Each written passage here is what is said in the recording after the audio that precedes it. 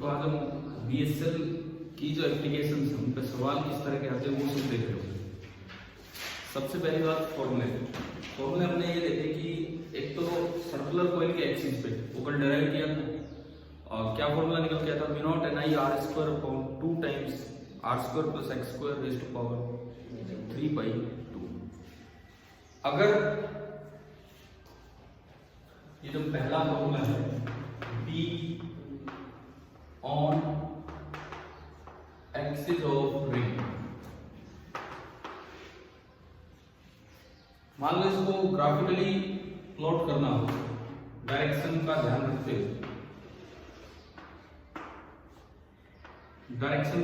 हुए, तो जैसे ये कोई रिंग है,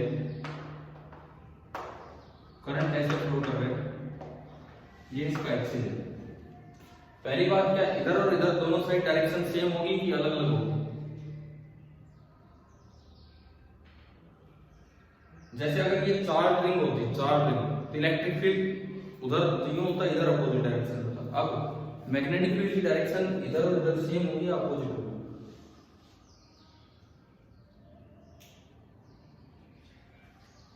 बताओ, देखो सेम होगी। जिस तरह करंट घूम रहा है, जो सेंटर पे डायरेक्शन होती है वही हर जगह डायरेक्शन होगी एक्सिस पे। यहाँ भी फील्ड आगे होगा और यहाँ भी फील्ड उधर ही होगा। तो ग्राफ में अगर इधर पॉजिटिव बनाए तो इधर भी ऊपर ही बने, पहली बात, ठीक है। अच्छा, किसी भी x दूरी पे जो b है उसका फॉर्मूला हमने देखा V0 into number of turns into I r² upon 2 times r² plus x² raise to power 3/2। तो बात यह है, न्यूमरेटर में तो x आ ही नहीं रहा, x केवल किस में आ रहा है, डिनोमिनेटर में। जैसे जैसे x बढ़ेगा, अब हम x को वेरी करा रहे हैं, आगे बढ़ रहे हैं। जब डेरिवेशन किया तो x कांस्टेंट था, एक जगह निकालना था, लेकिन अब x के साथ b का वेरिएशन देख रहे हैं। तो जैसे जैसे x बढ़ेगा b बढ़ेगा कि कम होगा? कम होगा। न्यूमरेटर में डिनोमिनेटर में x है तो ये बढ़ता चलेगा तो ये कम होगा। x बराबर 0 पे ये मैक्सिमम होगा, x बराबर 0 पे मैक्सिमम होगा, और वो जो मैक्सिमम है दैट इज V0 इनटू, आप नंबर ऑफ टर्न्स को कैपिटल N से भी रिप्रेजेंट कर सकते हो, क्योंकि स्मॉल n आगे जब सोलेनोइड आएगा तो स्मॉल n कुछ और होगा, number of turns per unit length. x 0 रख के हमने देख भी लिया था और ये सेंटर पे आया था V0 Ni/2r, और ये ग्राफ इस तरह का बनेगा। अगर इधर डायरेक्शन अपोजिट हो जाती तो ये ग्राफ नीचे बनाना पड़ता कहीं, लेकिन डायरेक्शन सेम है तो ये ग्राफ इधर भी ऐसे ही जाएगा। तो ये है B on the axis of a circular current carrying coil. अगर n इंटीजर है तो, अगर n इंटीजर नहीं है तो ये V0 Ni/2r सेंटर पे तो होगा, बाकी जगह पे फिर ये फॉर्मूला वैलिड नहीं हो पाएगा, ठीक है। ये तो आगे इसका ग्राफिकल वेरिएशन। चार्ज रिंग अगर होती, अगर ये इलेक्ट्रिक फील्ड का सवाल होता, चार्ज रिंग होती तो उसमें ग्राफ बिल्कुल अलग है। उसमें अगर आपको याद हो, इधर बढ़ता है शुरू में, r/√2 पे मैक्सिमम होता है और फिर डाउन आता है, और इस साइड आने पे डायरेक्शन अपोजिट हो जाती है तो ये नीचे बनाना पड़ता है, ठीक है। उधर डायरेक्शन होती है, इधर अपोजिट डायरेक्शन हो जाती है तो ये नीचे बनाना होता है। क्लियर? ये तो हमारा पहला एक्सप्रेशन। दूसरा, तो बीएसएल से प्रूव करने की कोई जरूरत नहीं है। B due to a straight wire,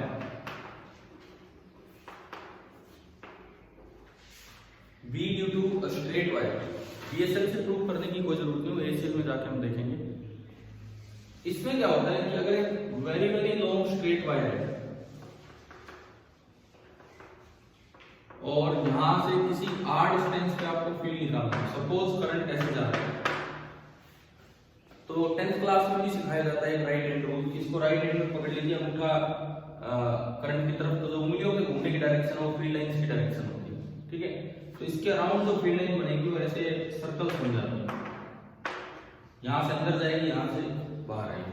ये तो डायरेक्शन निकालने का तरीका। मैग्नीट्यूड यहाँ पे जो B होता है that is equal to V0 I upon 2 pi तो जो बी होगा वो होगा mu naught I upon 2 pi R. ACL से हम ये देख लेंगे, ठीक है। BSL से भी प्रूव हो सकता है, लेकिन हम एम्पियर सर्किट लॉ से कवर कर रहे हैं इसको।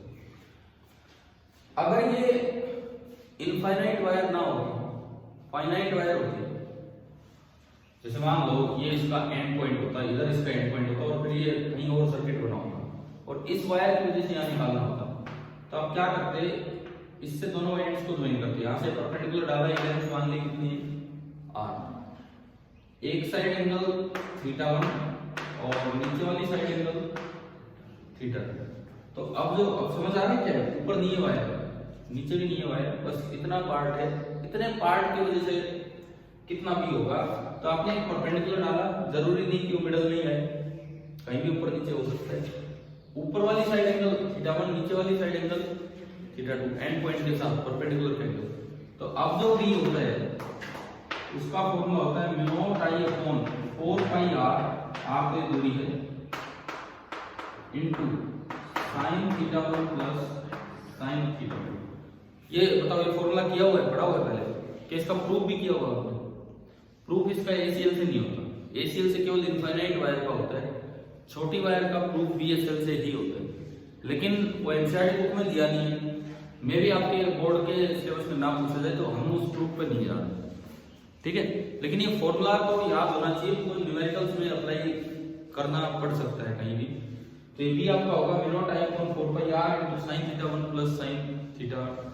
क्लियर, इससे ही याद आता है, अगर ये लॉन्ग वायर हो, अगर ये लॉन्ग वायर हो, इनफाइनाइट लॉन्ग वायर हो, तो ऊपर की तरफ भी एंगल 90 डिग्री बनेगा और नीचे की तरफ भी angle 90। sin 90 plus sin 90, 1 plus 1 2, 2 से एक 2 कटेगा तो क्या आ गया, mu naught I upon 4 pi 2 pi r। समझ आ गया, ठीक है। मतलब अगर वायर कैसी भी है, वायर आए या सर्कल आए, हमने दोनों के फॉर्मूले देखे। अब इनको कंबाइन करके किस तरह से सवाल आ सकते हैं उनका मतलब है, इनके कॉम्बिनेशन में कैसे सवाल आ सकते हैं उन पे हम चले। देखिए, suppose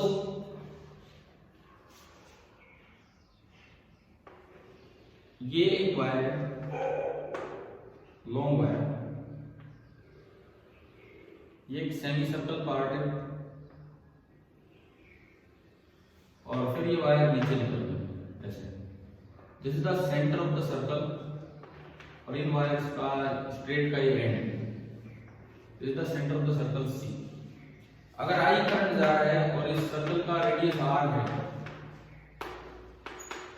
find magnetic field eight C। Find magnetic field eight C, ये करना। सुपरपोजिशन प्रिंसिपल लगाना, 3 पार्ट्स में ब्रेक करो, एक लॉन्ग वायर, फिर एक सेमी सर्कल, फिर दोबारा एक लॉन्ग वायर।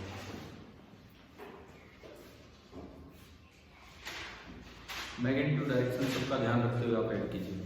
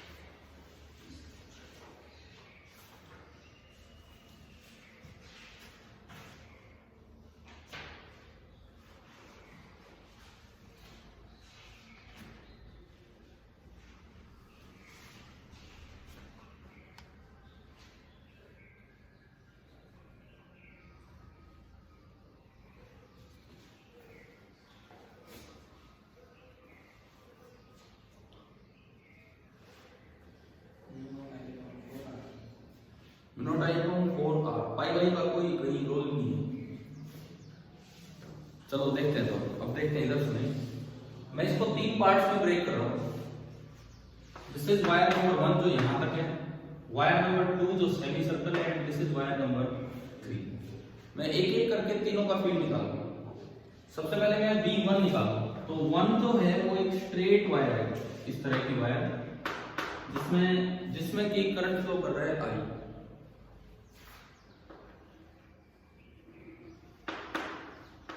देखो स्ट्रेट वायर है तो अंगूठा करंट की तरफ, हथेली पॉइंट की तरफ, और हथेली अंदर घूमना चाहती है, तो यहां जो B1 होगा उसकी डायरेक्शन होगी इनवर्ड। कितना होगा? देखो ये एक लॉन्ग वायर है लेकिन दोनों साइड लॉन्ग नहीं है, तो एक साइड तो θ1 तो 90 डिग्री बन जाएगा, θ1 तो बनेगा 90 डिग्री, लेकिन ऊपर तो कहीं है ही नहीं है, तो θ2 कितना हो जाएगा? 0 डिग्री। जो अभी θ1 θ2 का फॉर्मूला बनाया, समझ आ रहा है? क्लियर है ये वाला पॉइंट? तो अगर आप B1 लिखें तो mu naught I upon 4 pi R की वैल्यू कैपिटल R है, sine 90 degree, sine θ1 sine 90 degree plus sine 0 degree, तो B1 आ गया mu naught I upon 4 pi R। ठीक है, सेकंड ये अंदर की तरफ आया B1 इतना। सेकंड है एक सेमी सर्कल। एक सेमी सर्कल का अगर आप B निकालते हैं तो डायरेक्शन मैग्नीट्यूड दोनों बातें में लेके चलेंगे। नंबर ऑफ टर्न्स हो गए हाफ, आधा टर्न। क्या n बराबर हाफ के लिए फॉर्मूला वैलिड है? क्योंकि हम कहां निकाल रहे हैं? सेंटर पे वैलिड है। ये जिस तरह करंट घूमता है उस तरह उंगलियों को घुमा के अंगूठा B की डायरेक्शन देता है, तो जो B2 होगा B2 वो भी अंदर ही होगा यहाँ, और ये कितना होगा? Mu not Ni/2R, mu naught Ni upon 2R कितना है? म्यू नॉट I/4R अंदर की तरफ। दो हो गए। तीसरा नंबर 3 जो है वो फिर से एक इनफिनिट वायर है लेकिन एक साइड एंड विजिबल है, तो तीसरा अगर आप देखते हैं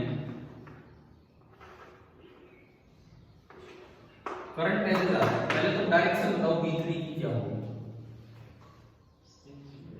इनवर्ड। अंगूठा करंट की तरफ, हथेली पॉइंट की तरफ, तो ये आपका इनवर्ड ही होगा।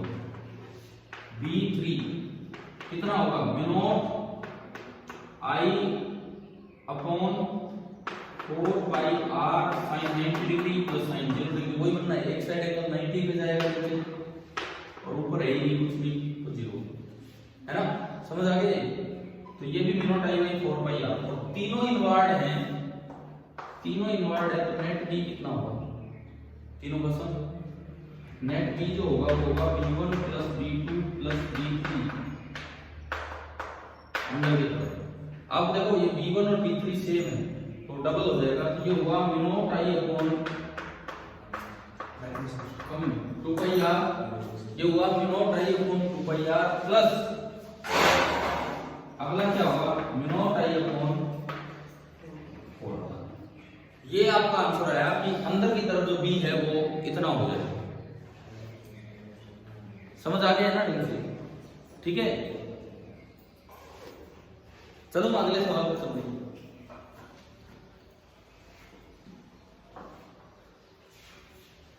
मान लो अब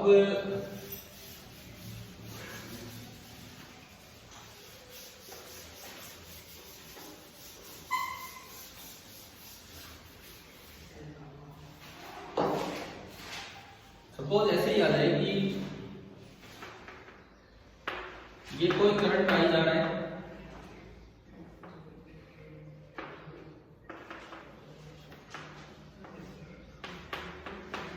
ये सेमी सर्कल और इस तरह से।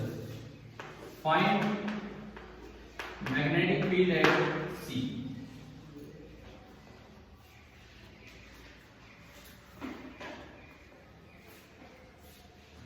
Find magnetic field eight C, ये आपसे पूछा गया।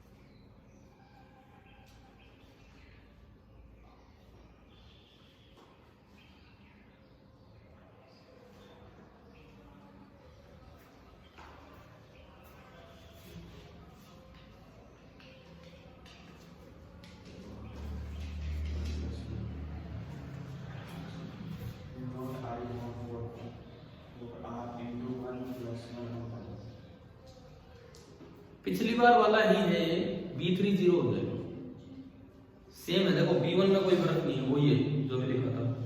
B2 में कोई फर्क नहीं है, सेम है।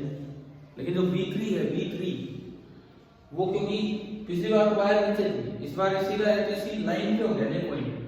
लाइन पे पॉइंट होता है तो मैग्नेटिक फील्ड 0। तो B आ जाएगा B1 प्लस B2। B1 आपने लिखा था B0 I upon 4 pi r, और B2 लिखा था B0 I बाई 4r। दोनों सेम डायरेक्शन में, तो वो ऐड हो जाएंगे। और अगर इसको भी ऐसे कर दिया जाए तो केवल ये बचेगा, समझ गए? ठीक है।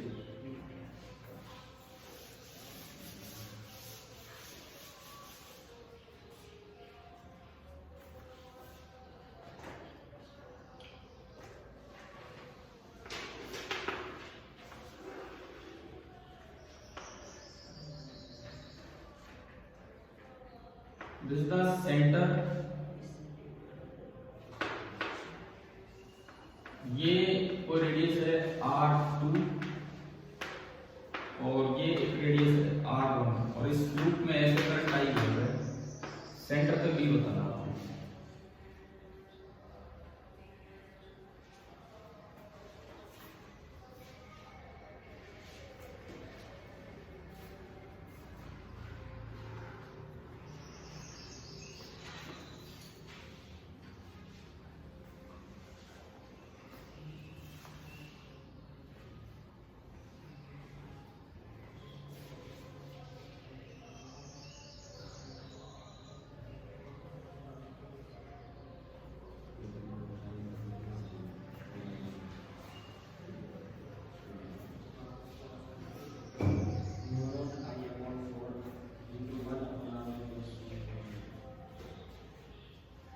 ठीक है, देखो चार पार्ट्स में इसको ब्रेक किया, 1 2 3 एंड 4।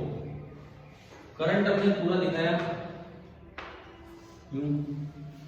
पहले की वजह से अंदर की तरफ, दूसरे की वजह से 0, तीसरे की वजह से फिर अंदर की तरफ, और चौथे की वजह से 0, और दोनों अंदर की तरफ आए तो B बचेगा B1 प्लस B3, पहला और तीसरा।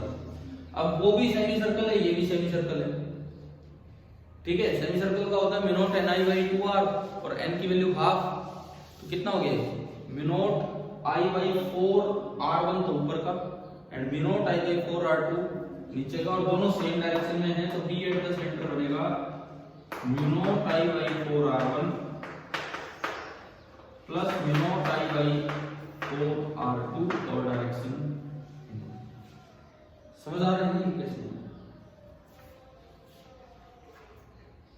ठीक है।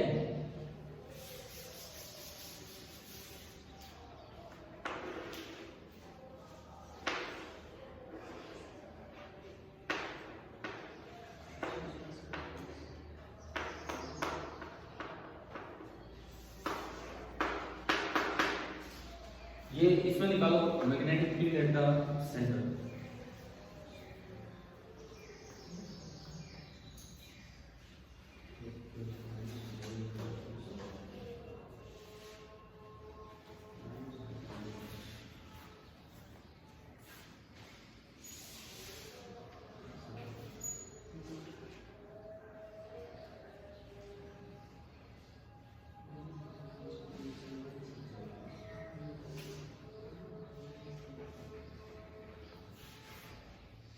हो गया?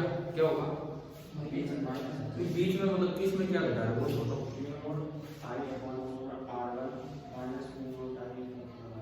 अब ये गलत है, देखो बड़े में से छोटा घटाना चाहिए हमें, समझ गए? थोड़ा इन बातों का ध्यान रखना होगा। देखो ये जो फील्ड होगा इसका रेडियस कम है तो ये फील्ड ज्यादा होगा। ये 1 2 3 4, 3 वाला फील्ड ज्यादा होगा और 1 वाला फील्ड कम होगा, क्योंकि रेडियस 1 का बड़ा है।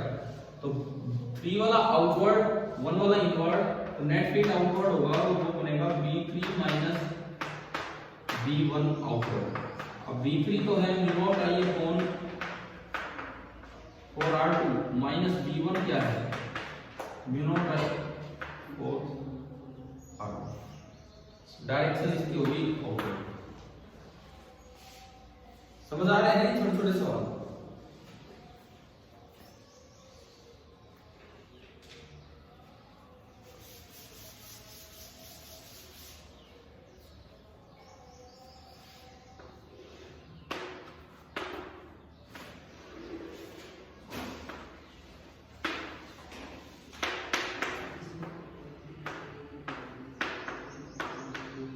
ये निकालो, find magnetic field at the centre. क्या अरेंजमेंट समझ आ गया क्या? तुम घूम के आगे लिखिए, find magnetic field at the centre.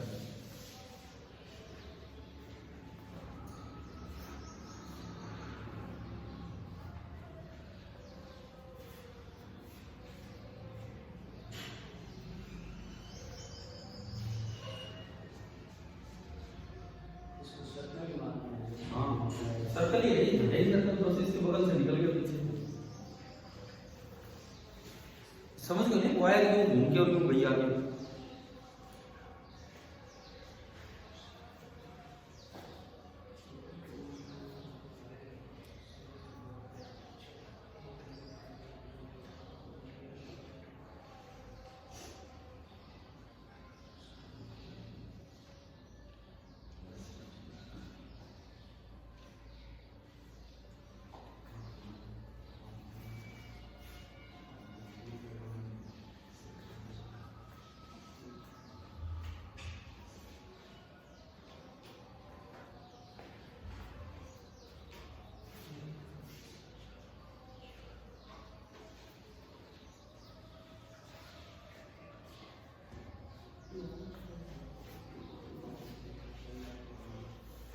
फिर से मैं 3 हिस्से तोड़ू, 1 2 3। B1 है यहाँ तक इस वायर का, तो कोई सेमी इनफाइनाइट वायर होगी। सेमी इनफाइनाइट वायर का हमें याद हो जाना चाहिए 0 time by 4 pi r into 1 plus 0। एक साइड एंगल 90 बनता है और एक साइड एंगल 0। अगर मैं यहाँ तक देखूँ तो इधर का एंगल 90 जा रहा है और इधर एंगल बिल्कुल 0 ही बनेगा, परपेंडिकुलर है ना। तो B1 आपका होगा 0 टाइम बाई 4 पाई r। किधर होगा बताओ? करंट यू है, हथेली ऊपर की तरफ करेंगे तो आउटसाइड डॉट। B2 इस सर्कल में करंट क्यों बनेगा? तो इस तरह उंगलियों को घुमाओगे तो अंगूठा बाहर आ रहा है, B2 भी बाहर ही होगा। और एक कंप्लीट टर्न है, N1 हो गया 0 टाई बाई, बोलो नीचे क्या आएगा? 2r। पाई मत लगा देना, सर्कल का ये फॉर्मूला है, ये भी आउटवर्ड। B3 फिर से वैसी अरेंजमेंट है, सेमी इनफाइनाइट वायर। डायरेक्शन बता दो, सेम हो गया पूरे सेम। तो B3 भी आपका हो गया 0 टाई बाई 4 पाई r। और तीनों सेम डायरेक्शन में है, तो जो नेट फील्ड होगा वो कितना हो जाएगा? B1 plus B2 plus B3 और डाउट। इनकी वैल्यूज हम पुट कर रहे हैं, समझ आ रहे नहीं? ठीक है।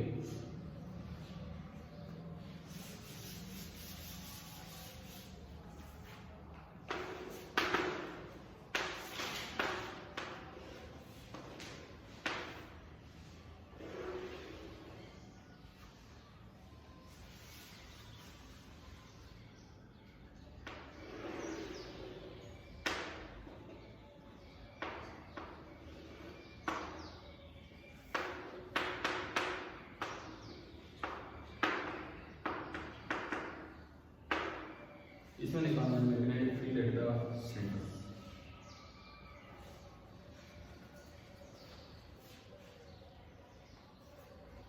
फर्क क्या है पिछले नंबर से?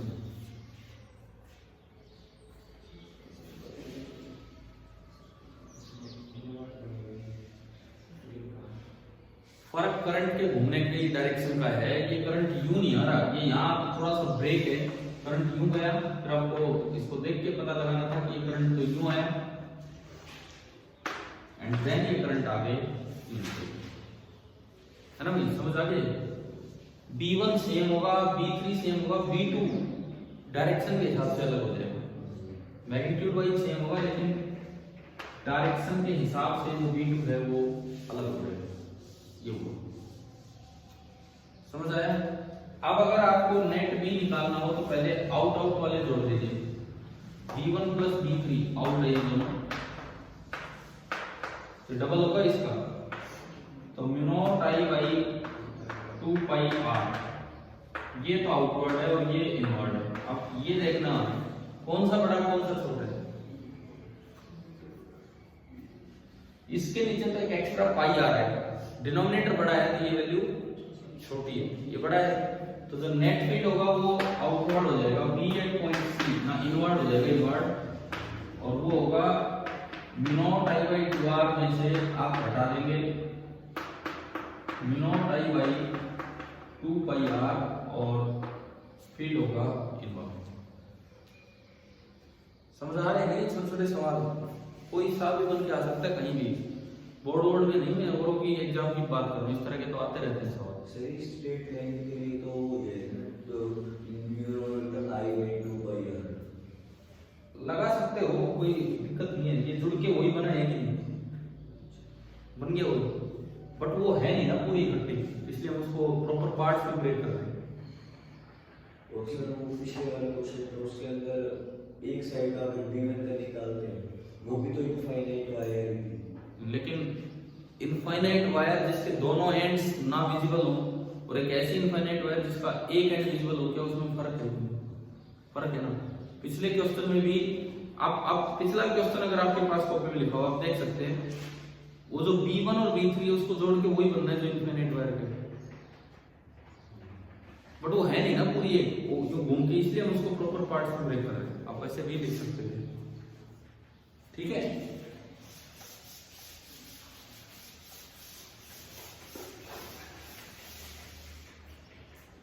अगला सवाल आप देखें,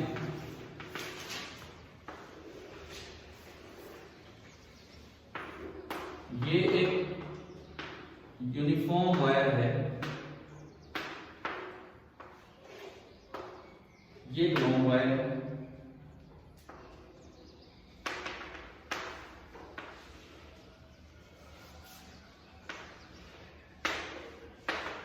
ये करंट आई आया, यहाँ पे दो हिस्सों में बटेगा, यहाँ पे दो हिस्सों में बटेगा, और ये कोई एंगल आपको दे दिया theta, find magnetic field at the centre, सारी यूनिफॉर्म वायर है।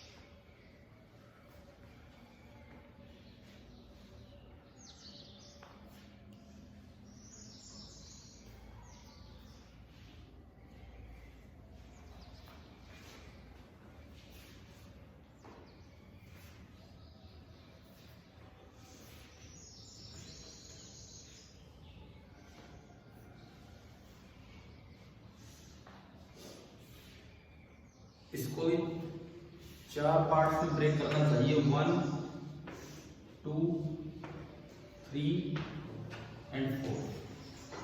1 की वजह से P कितना होगा सेंटर पर, 0, जिस तरह ये वायर की शेप है, मतलब ओरिएंटेशन है। 4 की वजह से 0, तो ओनली बचे कौन कौन है, 2 और 3। 2 की वजह से ज्यादा होगा या 3 की वजह से?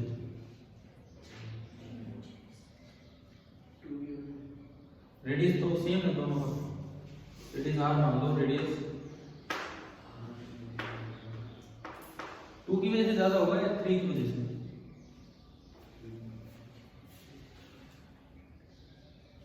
भाई देखो 2 की वजह से होगा इनवर्ड और 3 की वजह से, तो हमें ये तो पता होना चाहिए किसकी वजह से ज्यादा होगा, 2 की वजह से ज्यादा होगा या 3 की वजह से? क्यों?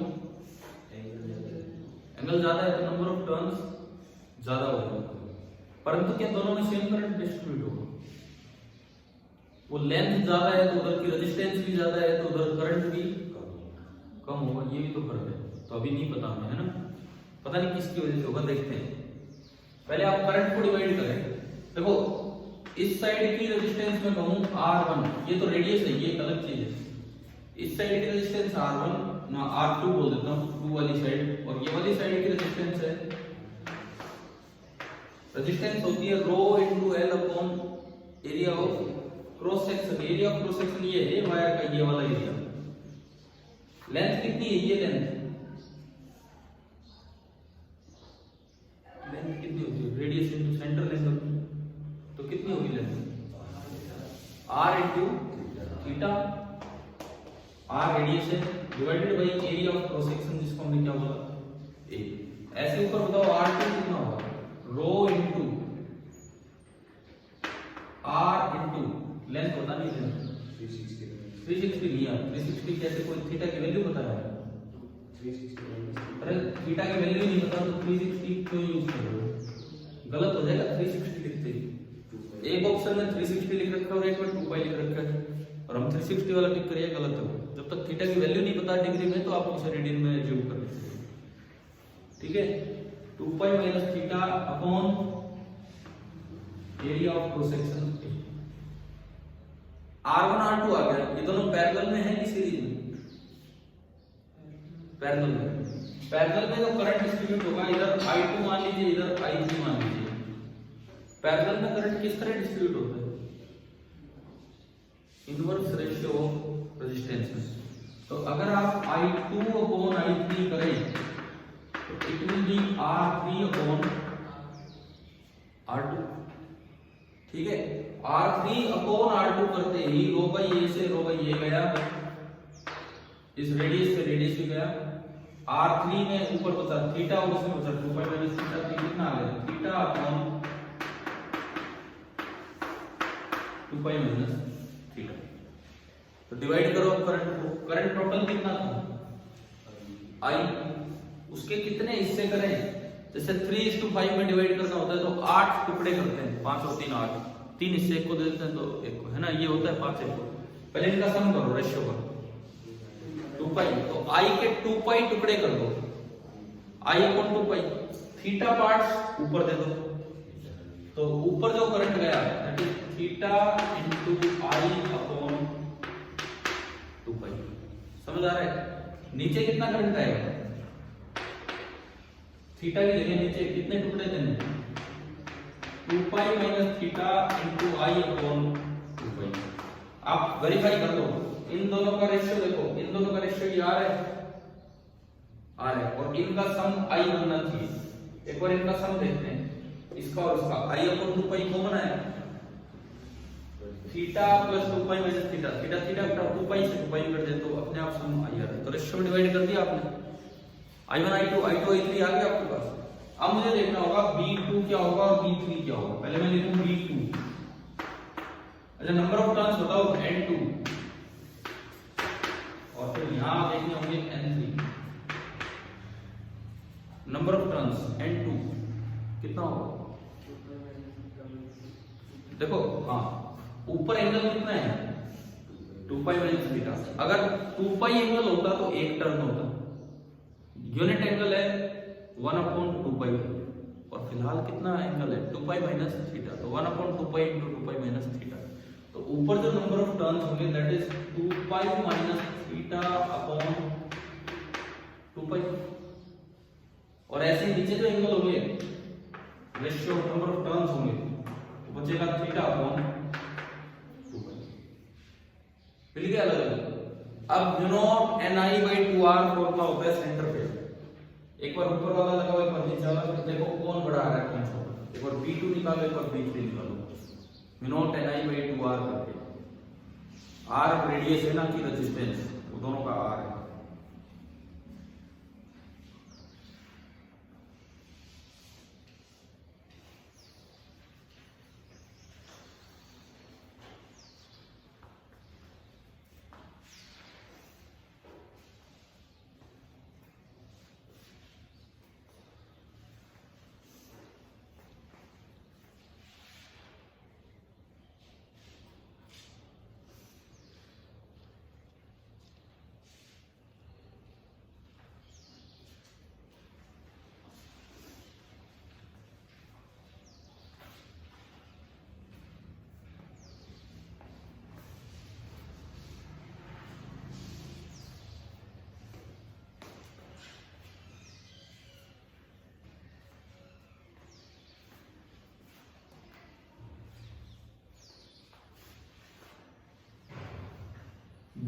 अगर मैं निकालूं म्यू नॉट इनटू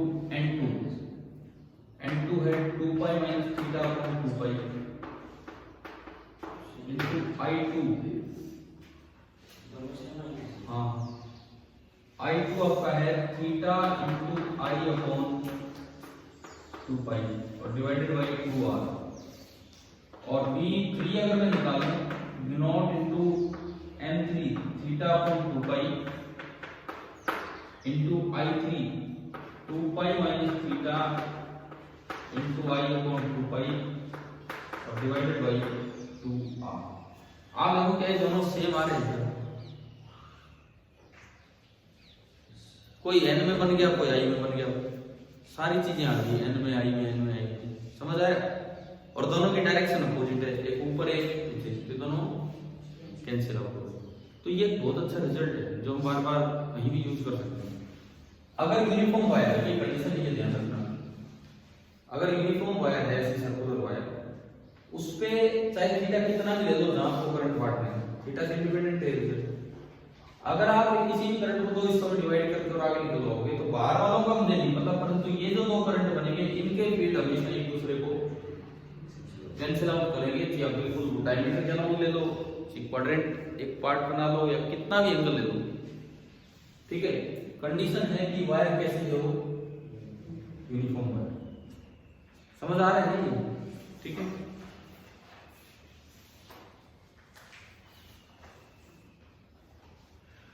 चलो आगे, लिख रहे हो तो लिख दो, हो गया।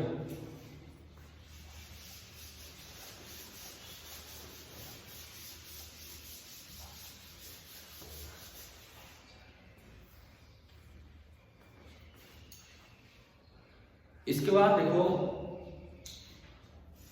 मान लो जैसे इस तरह की कोई एलिमेंट है,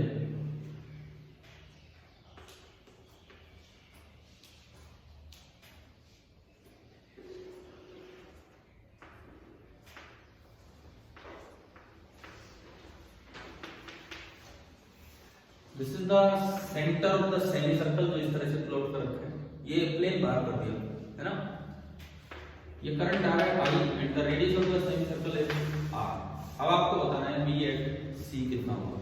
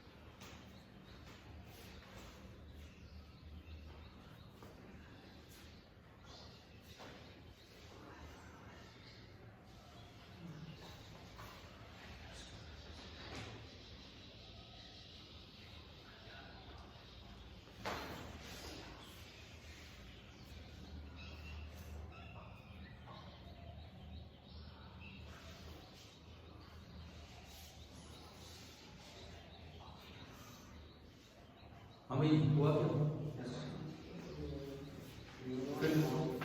हाँ बताओ। Mu naught I upon 4 pi r into under root of 1 plus pi square. ठीक है, देखते हैं ये 1 ये 2 ये 3, तो सबसे आसान तो b3 है। b3 कितना होगा? 0। बचे B1 और B2। B1 होगा अंदर की तरफ, स्ट्रेट वायर है, पॉइंट इधर है, तो B1 तो अंदर की तरफ होगा। B1 कितना होगा, ये ऐसी स्ट्रेट इनफाइनाइट वायर जिसका एक एंड विजिबल है, तो वो होता है μ0 I by 4 pi r into 1 plus 0। तो ये आपका हुआ μ0 I upon 4 pi r। अब ये एक सेमी सर्कल है, इसमें करंट क्यों आया, ये बाहर की तरफ निकला हुआ है, तो इसमें जब करंट यूं जाएगा तो B किधर आएगा, इस पर ऊपर। समझ गए, यूं सेमी सर्कल रखा हुआ है, यूं करंट आएगा तो B ऊपर बनेगा। तो एक जो B बनेगा एट पॉइंट C, एक अंदर की तरफ बनेगा और एक ऊपर की तरफ, तो इनके बीच का एंगल कितना रहेगा, 90 डिग्री। और ये जो B2 होगा μ0 n हाफ है I by 2r, तो μ0 I by 4r। और ये क्योंकि एंगल 90 डिग्री है, तो जो नेट भी आएगा B at point C, that will be under root of B1 square plus B2 square. इनकी वैल्यू पुट कर देंगे तो हो जाएगा। समझ आ रहा है ना, डायरेक्शन वायरेक्शन का ध्यान रखना है।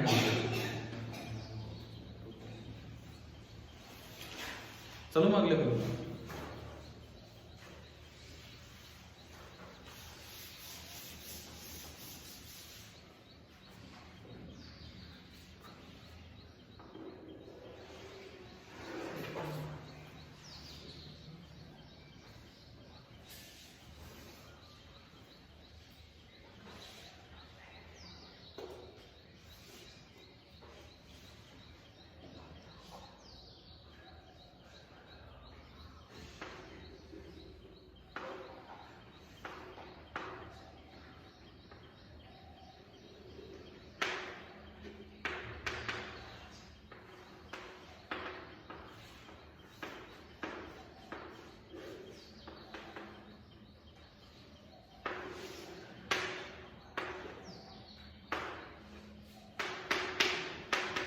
बताओ कि एट द सेंटर क्या होगा।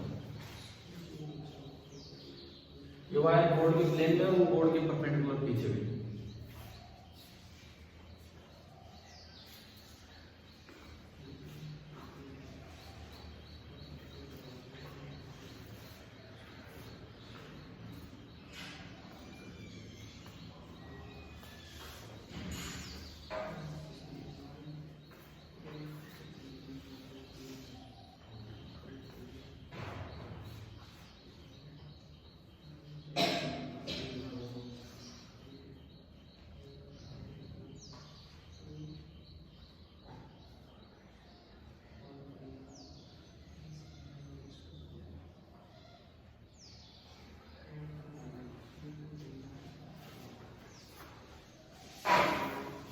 पहली वायर की वजह से अंदर 1 2 3 4, 2 और 3 का 0, समझ आ गया ना, वो तो सीधा यूज करें 2 और 3 का 0। पहला और फोर्थ का यूज है, फर्स्ट का तो होगा इनवर्ड, और ये सेमी इनफाइनाइट टाइप है, तो μ0 I by 4 pi r, ठीक है। और इसका ऊपर ये अंदर की तरफ वायर गई है, पॉइंट इधर है, तो एक का ऊपर होगा एक का अंदर होगा, फिर से दो 90 डिग्री पे बनेंगे।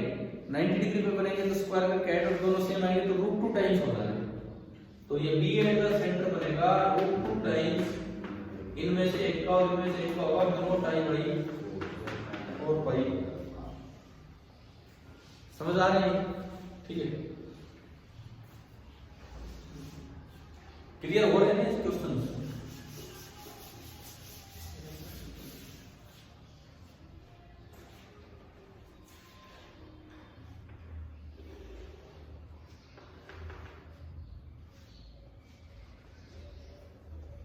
वायर यहां से स्टार्ट हो ऊपर तक जा रही है, करंट फ्लो कर रहा है आई।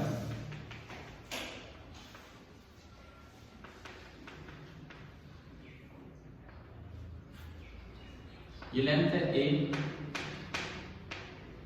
और ये एंगल है थीटा। आपको अब ये बताना है इस पॉइंट सी पे बी कितना होगा।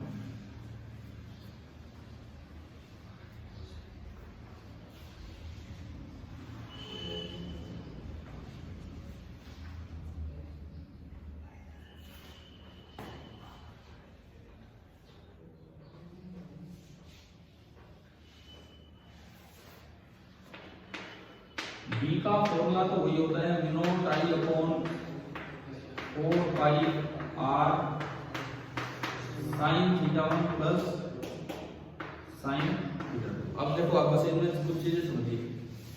आर का मतलब है परपेंडिकुलर डिस्टेंस, और ये परपेंडिकुलर डिस्टेंस कितनी दिखा रही है ए, तो आर की वैल्यू तो ए हो जानी।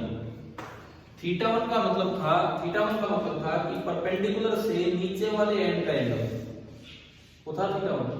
तो परपेंडिकुलर ये है परपेंडिकुलर, इससे नीचे वाला एंड नीचे नहीं है बल्कि ऊपर है, तो एंगल तो दिख रहा है ये थीटा और ये भी थीटा। लेकिन अगर नीचे वाले एंड का एंगल ऊपर है तो वो थीटा की जगह माइनस थीटा दिया जाएगा। ठीक है, तो ये साइन थीटा 1 की वैल्यू माइनस थीटा और sine of minus theta is minus sine theta. अगर परपेंडिकुलर से नीचे वाले एंड का एंगल नीचे ना बन के ऊपर बन रहा हो, नीचे वाले एंड का एंगल, तो वो नेगेटिव ले लेते हैं। ऐसे ही परपेंडिकुलर से ऊपर वाले एंड का एंगल ऊपर ना बन के नीचे बन रहा हो तो वो भी नेगेटिव ले लेते हैं। लेकिन यहाँ ऊपर वाला एंड तो ऊपर ही है और बहुत ऊपर है, तो ये एंगल कितना 90 डिग्री, तो थीटा 2 कितना हो जाएगा पाई बाई 2।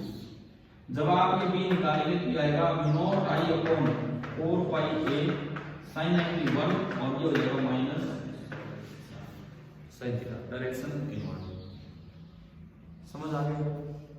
तो ये हमने आज की क्लास एनसीईआरटी बुक तो अभी खोली भी नहीं, ये इन्हीं चीजों पे चलेगी। अब मैं आता हूँ एनसीईआरटी पे।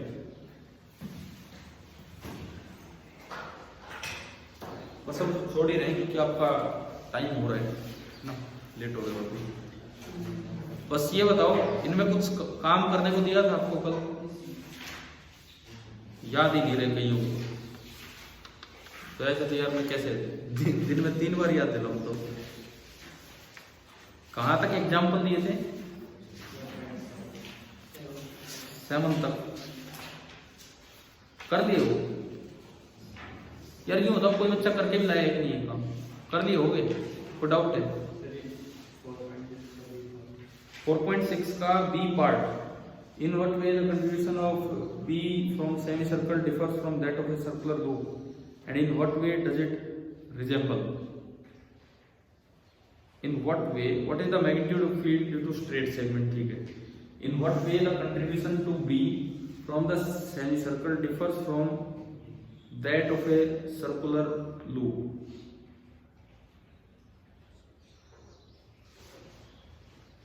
देखो, एक सेमी सर्कल का सर्कुलर लूप से क्या डिफरेंस है? रिजेंबल बिल्कुल करते हैं, सब कुछ सेम है, बस सेमी सर्कल और सर्कल में फर्क ये आएगा कि सेमी सर्कल की लेंथ आधी है तो नंबर ऑफ टर्न्स हाफ हो जाता है, और कुछ नहीं। बाकी एक एलिमेंट का जो फील्ड है वो चीज सेमी सर्कल का, वो चीज सर्कल का, दोनों सेम रहते हैं। ये लिखना था। अच्छा, ये तो शॉर्ट एग्जांपल थे, और कौन से दिए थे आपको? एक्सरसाइज में भी तो बोले थे कुछ। अब ये दिया था हेल्महोल्ट्ज कॉइल वाला, ये पता नहीं आपने ट्राई भी किया कि नहीं किया ना? घर से ट्राई किया था ये? हुआ नहीं, कोई नहीं। और किसी ने ट्राई किया? हो गया? नहीं हुआ।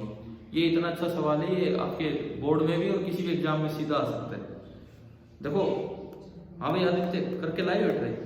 नहीं लाए? कोई नहीं, आज समय नहीं है, कल हम आते ही पहले ये काम करेंगे।